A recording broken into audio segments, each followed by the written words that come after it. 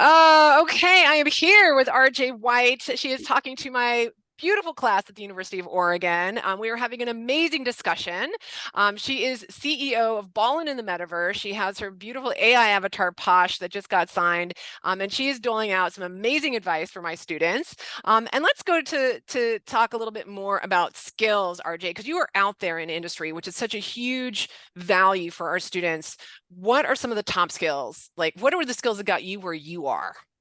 Ultimately, it's funny that you guys are in communication, but it was my communication skills. Like not being like ultimately, people don't know this about me, but I started out an introvert, which is crazy because people are like, oh my God, I never can get you to shut up now. But I started out an introvert and then I quickly became an extrovert because I realized that the most nervous person in the room doesn't get talked to. So if you really want something, you're going to have that conversation, even if you get a no. You know, sometimes you could be prepared for a no, but ultimately you don't really get it. I think that you miss 100% of the shots you don't take. Oh my God, that's the quote of the entire thing. And I couldn't agree with you more. I love that advice. So network, I heard just build your network. It's who you know. I think that's also very, very good advice for these students. We do have one question from Estelle, and she's saying, I would love to hear about your journey post-grad and how you got into tech and everything. So talk to us about post-grad, RJ. So post grad, I mean, I'm sure I can mention the school I went to. So I got some of my certs from UC Berkeley. I was accepted into Harvard under a few certs for negotiation mastery, and I just got into their business analytics program. I think I'm the youngest or the only African American female, something like that. I don't know why I keep being the first of everything. Long story short, once I kind of finished everything, I just started I started asking the hard questions, but mainly I started being in the room because for me, I meet a lot of people every day, but I don't really forget a face, if that makes sense. So it's like if you come back to me, you say, hey, I remember you from this, or we attended this together, or we had this conversation.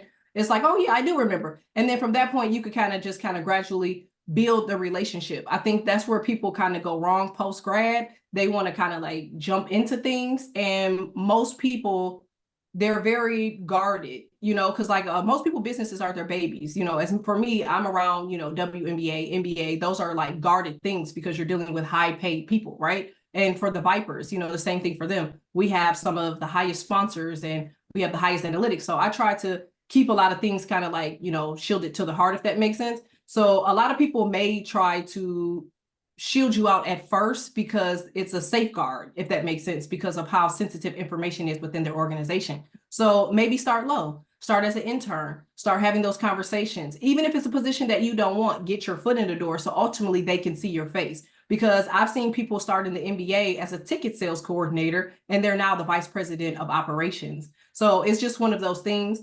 I don't really know about like the way that they do it now with colleges. I remember back when I was young, it was like, go get the coffee, go get the mail. And I was just like, what? This has nothing to do with the position. But ultimately, if you have to get the mail, you are delivering it to the CEO's desk, to the admin of the CEO's desk. If you're getting the coffee, you're getting that for, the vice president, vice presidents, and those natures. So they will remember your face. Once you kind of get so much time under your belt, you don't have to stay in a particular place. You really only need 6 months of experience somewhere before you start to be able to apply for a higher position. So if you don't feel appreciated, if you don't feel like you're going anywhere with that, don't be too scared to make a change. A lot of people kind of sit in the same position because they're like, okay, something's going to change.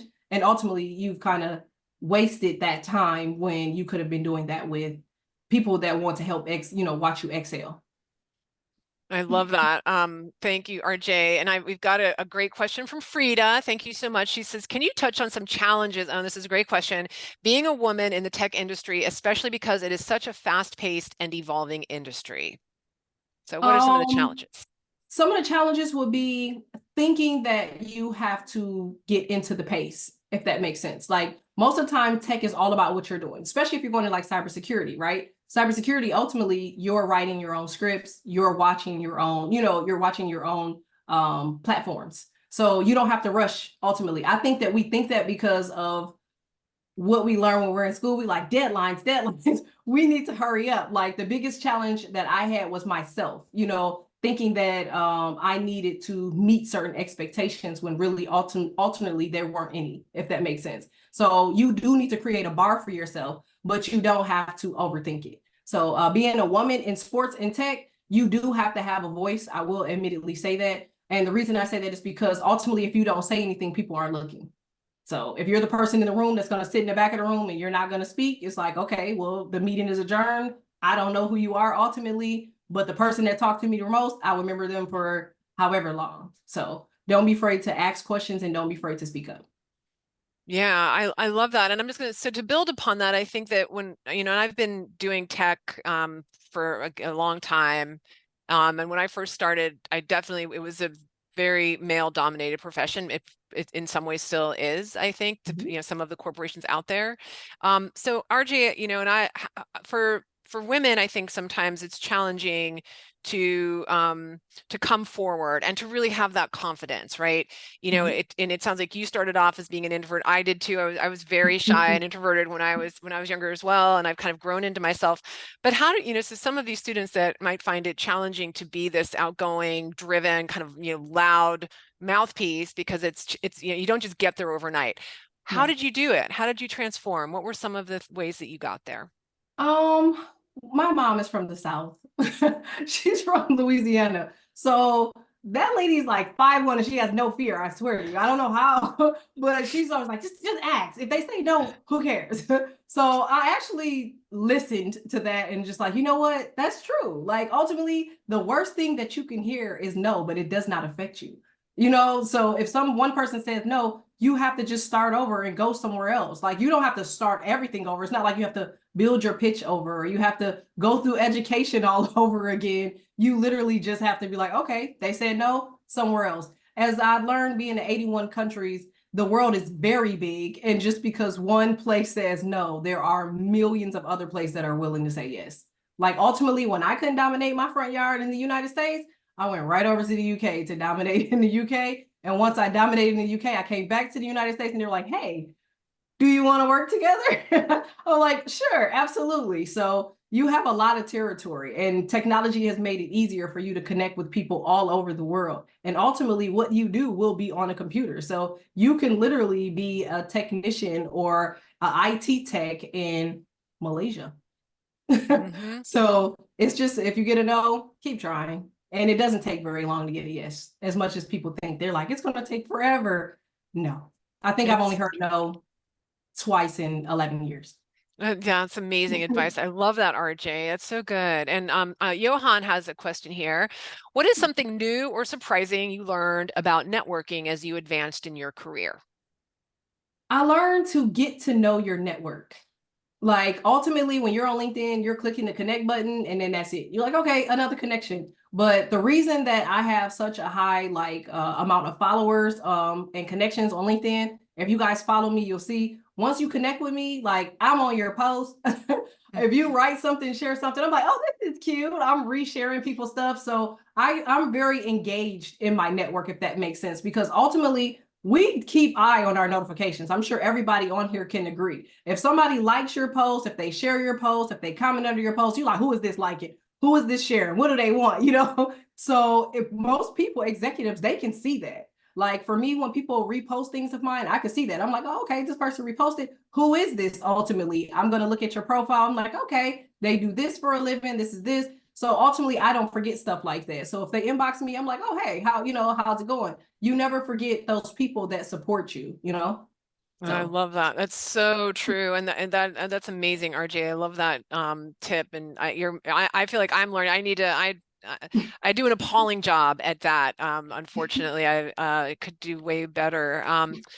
Philip has a great question here. How do you navigate the complication of trying to involve people in a virtual business when so much uncertainty around it is expected? Yes, the metaverse is new.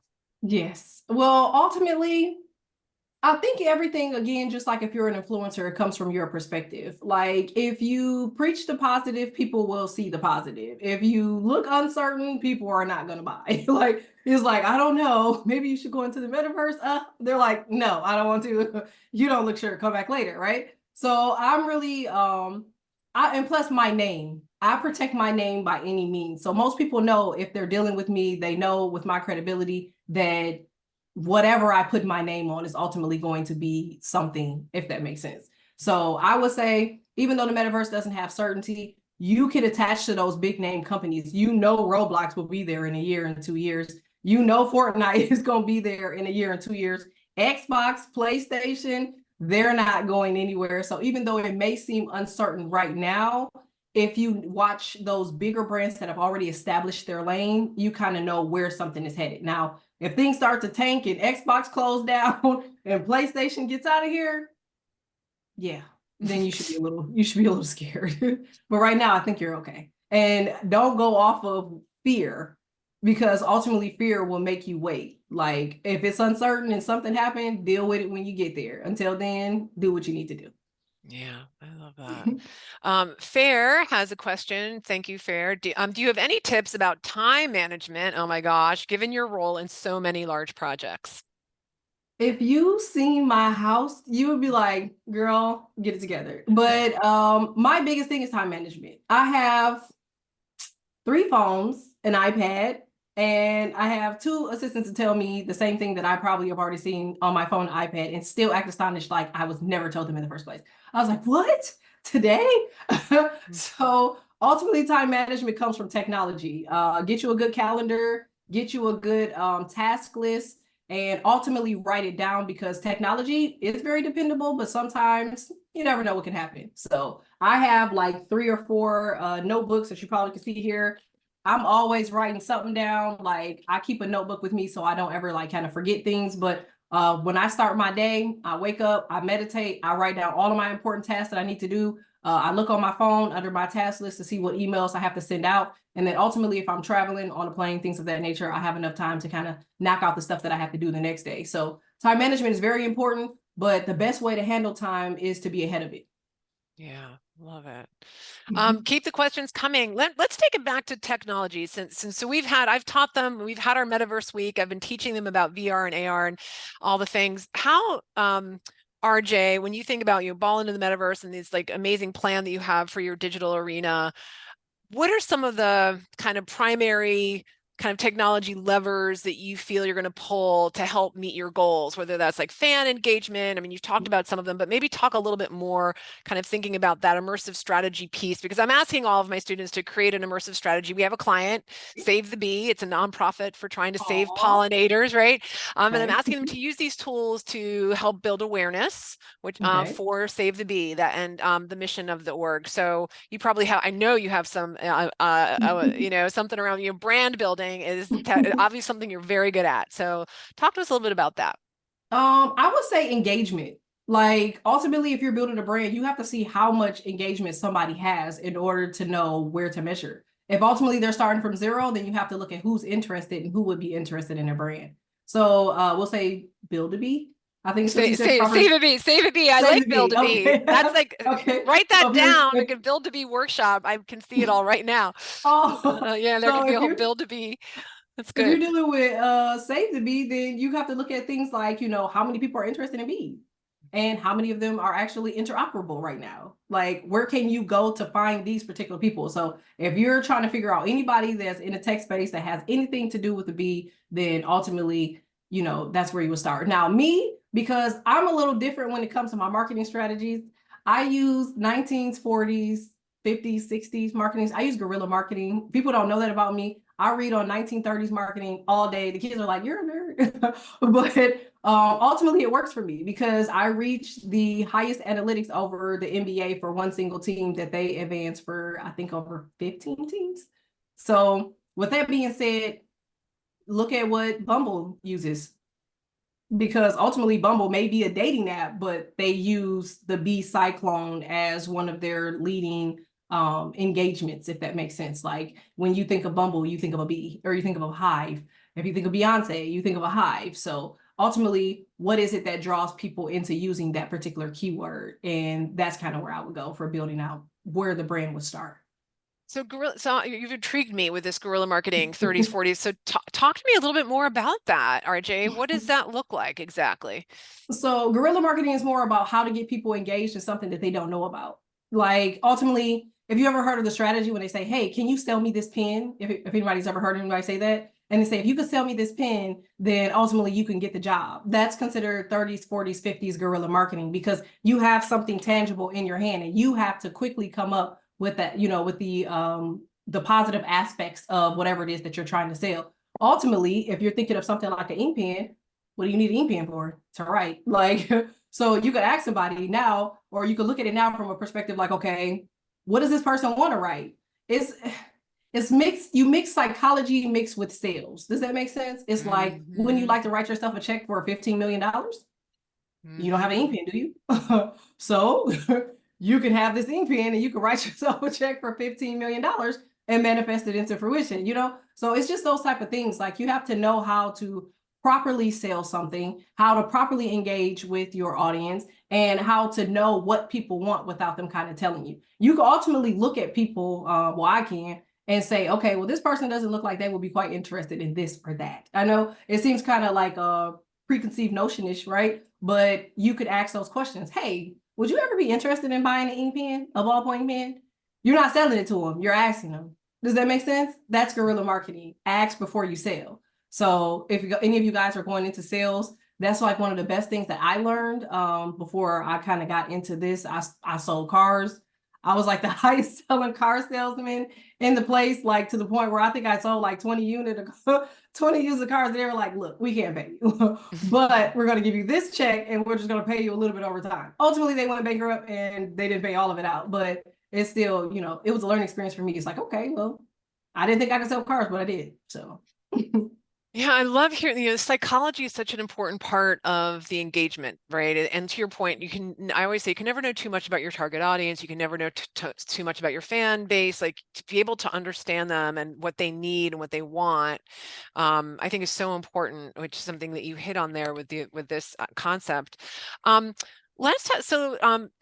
of my students are going to be out there trying to get a job soon. All right, so let's go down this path. So how can students best prepare for getting a job and navigating their career? I would say the best way to prepare would be to actually know what you want. Like, I've seen people that graduate from college and they're like, well, I got my bachelor's degree and I don't want to do this anymore. You're like, wait, what? No, you need to get back in there and get it, and get it done. So ultimately, you have to figure out ways to express your interest and why you selected the degree that you're in.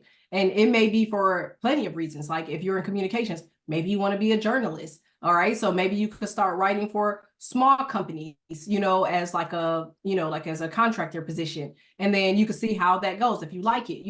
Ultimately, when you do what you love, you really don't work a day in your life. Like me, I've always loved sports. Like, I've always loved marketing. So it just kind of became like a natural thing. It was like, oh, I can't wait to wake up and do this. So make sure that it's that you can't wake up to go to, you can't wait to go to work, or you can't wait to go, to open up your own company, or you can't wait to get to work or to get to your company. Because if it's a dread, it's going to take you longer to accomplish it. But coming right out of school, go into what you want to do originally and try to build from there, ultimately, instead of just kind of picking something.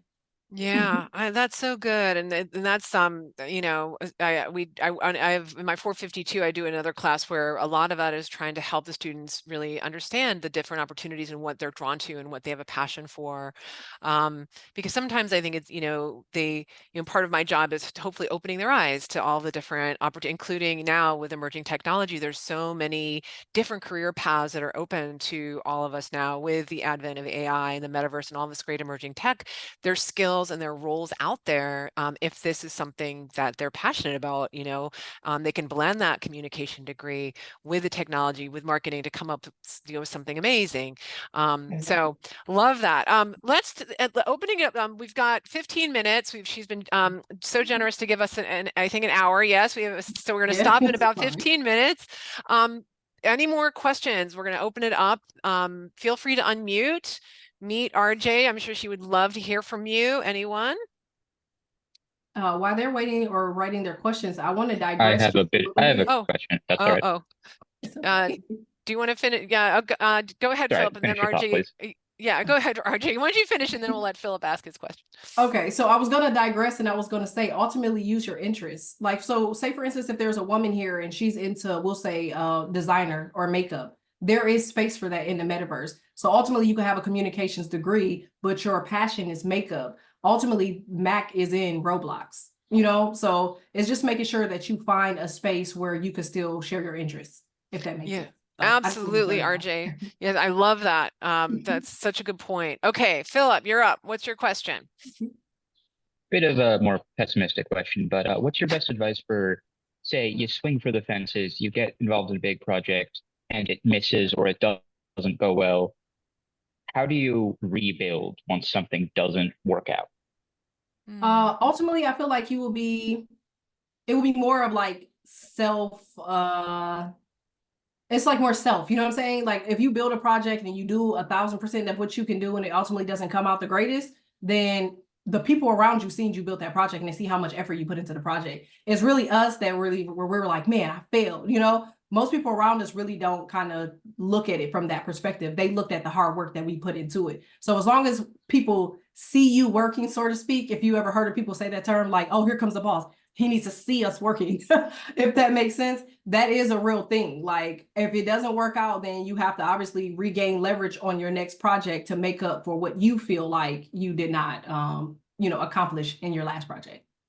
Because we've had plenty of projects with the Vipers where we were like, okay, we're like, well, that one didn't work out. We did a whole bitty ball thing before, and I was like, it's like 100 kids. Who came up with this idea? They're like, you did. I'm like, okay, let's not do this again. You know, so it wasn't the best, and it didn't come out the best way that we thought it could be, but it still was partially a success. So yeah, and you probably learned a lot from it, right? Absolutely. And then I became a director for Nike for kids camps.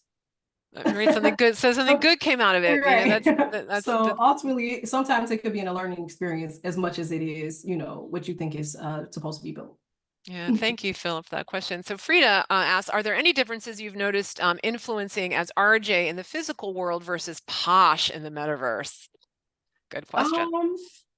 I feel like, surprisingly, I feel like Posh has an easier Posh has an easier lane. And I know that sounds crazy, but I think that's because ultimately Posh is somewhere people can control where she is. Does that make sense? I'm sending you a file, you're pressing play. So I feel like people would rather deal with tech than they deal with human beings because anything can happen from where you are to you getting to point A to point B. Whereas if you have a file, you could just press play. So ultimately, I think it would be Posh in that situation. Yeah, and let's talk. And that's what are you, RJ, when you think of the virtual, and then I do a whole, we talked about virtual influencers in this class, and I know it's a little bit maybe, I mean, it's becoming more mainstream, but I guess it's still kind of cutting edge, and so I feel like sometimes I'm trying to, but people look at me like, oh my God, that's crazy, virtual influencer, like what? But it's real, right? But like, why do brands and companies like the idea of a virtual influencer? I mean, you've already named some of the reasons, but what's so valuable about the virtual influencer space from a brand perspective? I feel like it doesn't attach to a particular person, so it doesn't create a stigma.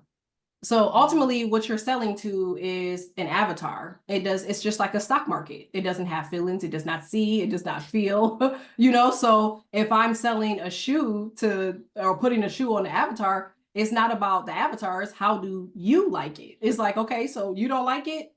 Well, thanks for watching, thanks for reviewing, I appreciate it, but it's ultimately not left with any type of, I guess you could say, scrutiny, if that makes sense. Like it's just you don't like it. But if it's a human being, you're like, hey, do you like my shoes? They're like, oh my God, they're horrible. You're like, I'm gonna go cry in the corner. So it's a big thing between the two, So. And and I mean it's interesting. They're becoming so realistic, these AI avatars, and if Posh ever starts speaking, I mean it's going to humanize her even more, to where sometimes it's hard to remember that they don't have feelings. I mean but I think from brands love it because typically now, I mean, if they're building their own, let's say AI influencer, it can cost a lot less, right, than having to pay for one, and it's also much more predictable, to your point, right? Like, human influencers go off the rails all the time. They make mistakes, they go to jail, like what all the things that happen, but with your AI one, it's like you own the story totally. Like you can make it do whatever you want, and there's none of that human messiness in there, no hurt feelings and no other messy stuff too. So I think that, you know, I'm curious to ask my students if after this chat with you, if they still think that, you know, virtual influencers are kind of far-fetched or a trend that will eventually fade out of style. I mean, what do you think, Archie? Do you think they're a trend? I think they are a trend now, but I don't think that it's going to fade out of style. You have to think about the current situations that are happening. Because again, I'm in sports. You have different guys like Bronny James that are getting, that's getting drafted into the NBA. And ultimately, Bronny, some of his friends, they're all gamers, So, I mean, I can only see it evolving more. You got Nicki Minaj that was just in Call of Duty. It's like, what are you doing in there? So it's just stuff like Gag that, City and Roblox, Gag City and Right. Roblox. I own all of her swag. I have her like Oh, necklace. I know. It's like, anyway, don't even get me started. It's super it's fun. But okay. she's all over the place, you know, she's everywhere. She's doing it. Exactly. Yeah. So it's only ways for it to expand, like, I mean, whether people kind of feel uncomfortable or comfortable about, how technology is progressing, I think that technology is just going to keep expanding. In fact, I think some of you guys have probably already read that the metaverse will be worth $1 trillion before 2030. So ultimately, if you are employed in that space, you are a part of the people that will be making or benefiting from that $1 trillion rev share. Yeah, I love that. I love that. Yes, exactly. I agree with you. We're preaching to the choir here. There's so much opportunity and we need good communicators, right? We need strategic thinkers. We need the skills that, you know, y'all are getting out there with your degree to come into this space. And we need diverse voices too. Can I also say that? Like the more who wants a, you know, non-diverse metaverse? Nobody. Like we need, you know, women and, you know, everybody to come in to the mix so that we can, you know, have something that's not just you know, same old so Yeah. I love it. Any other fun? So we've got 6 minutes. Any last call for questions, and then I'm going to let RJ have the last word. So last call for questions for RJ before we wrap this up. Ultimately, if you're in communications, you're the person telling the story. So you have to get really good with telling someone else's story. And that means you're going to have to get really good with hearing how somebody wants their story to be told. And when you're dealing with the metaverse, it's a lot of stories. It's a lot of different things. So you're going to have to come up with creative ideas. If you look at the people around me, everybody around me is a creative. Everybody around me has to bring me something, if that makes sense. And it has to be a way for them to help move our overall goal forward. Like, example would be we are booking one of the biggest artists for our concert. He gets into trouble. He ultimately goes to jail. And then now it's like, okay, in communication, I would have to have you guys say, hey, I know this kid is this, but he's still an artist at the end of the day. He's still a top selling artist at the end of the day. This is why you should come. So it is going to be very important for you to be able to tell someone's story and explain why that story is being told ultimately. So if you're an introvert like I was, got to get to mixers, networking events, you got to shake some hands, you got to, just kind of put yourself out there or do things like this where you can get on Zooms, have those conversations. But ultimately, the people that speak win. Like in a room full of a lot of people, you'll know the people that ultimately have things. Like I can go into a room right now and be like, I know where the money is because those are the people that are communicating and talking, So just kind of get out there, even if you're nervous and you don't really want to, because I know my daughter's a Gen Zer. She's like, I don't want to do that. No. I'm like, you got to, dude. Like it's something that's a must. But she ultimately just made $280,000 on her first business venture. So she kind of, she realized the value of having those conversations. She's working with some of the biggest influencers right now in the industry for her company. So, and all that took was inboxing, conversations, being in a room, and saying like, hey, do you want to work with me? No? Okay, go over there. Hey, do you want to work with me? Yes. All right, let's go. So you only need that one yes. And it comes quicker than what you think. So you got to be ready. Yay. That's such a perfect and such a nice optimistic endpoint. Thank you. Gets big round of applause, everybody, for RJ. RJ, Thank you. thank you so much. Now, is there any place that we can go online? Where can we learn more about you or even see some of the stuff you're talking about? Is there a good place for us to go?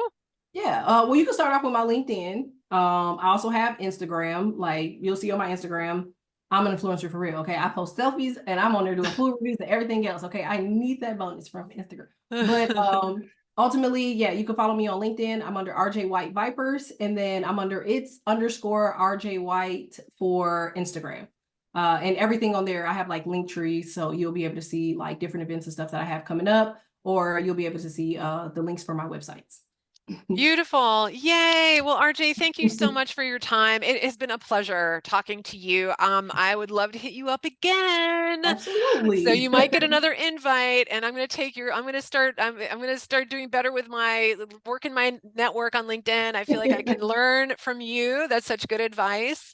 I hope you have an amazingly good rest of the week and enjoy your travels. I hope things settle down a little bit for you soon. And I I'll know. send you the link to this abbreviated Okay. interview since I didn't it's pulled a Ricky move, but you'll get the link. And again, we're so grateful to have had you today. No worries. So y'all know I'm an influencer, right? So I'm about to take a video. I just need all y'all to do this for me. If y'all can, only because it's going on my Instagram, okay? Thanks, y'all. Yay! Aw, thanks. I appreciate it, y'all. If you guys Yay! need me, y'all know where to find me. Awesome. Thanks, RJ. Take Thanks. care. Bye. Bye. Oh, yay. That was awesome.